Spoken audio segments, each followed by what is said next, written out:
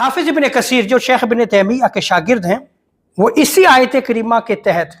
ایک واقعہ نقل کرتے ہیں۔ امام قطبی ان کے حوالے سے انہوں نے نقل کیا ہے کہ وہ حضور تاجدار کائنات صلی اللہ علیہ وسلم کی قبر انور پہ حاضر تھے، روضہ رسول پہ وہاں پہ بیٹھے ہوئے تھے۔ کہتے ہیں کہ ایک اعرابی آیا اور آ کے حضور تاجدار کائنات صلی اللہ علیہ وسلم کی بارگاہ میں اس نے سلام عرض کیا۔ سلام عرض کرنے کے بعد وہ یہ آیت کریمہ تلاوت کرتا ہے، وَلَوْ أَنَّهُمْ إِذْ ظَلَمُوا أَنفُسَهُمْ جَاءُوكَ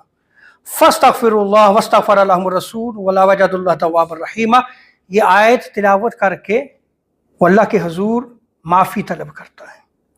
اور کہتا ہے کہ اللہ کے رسول، اب میں آپ کی بارگاہ میں آ گیا ہوں، میں عاصی ہوں، میں گناہگار ہوں، میرے لیے اب یا رسول اللہ آپ طلب شفاعت کیجئے،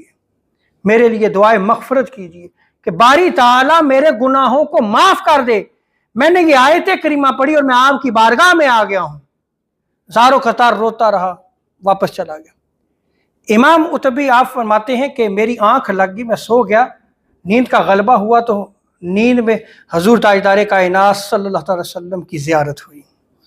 اور حضور تاجدار کائنات صلی اللہ علیہ وسلم نے مجھے حکم دیا ہے، قطبی جاؤ اس اعرابی، اس دیہاتی کو جا کے خوشخبری دے دو کہ رب تعالیٰ نے تمہارے گناہوں کو معاف کر دیا ہے۔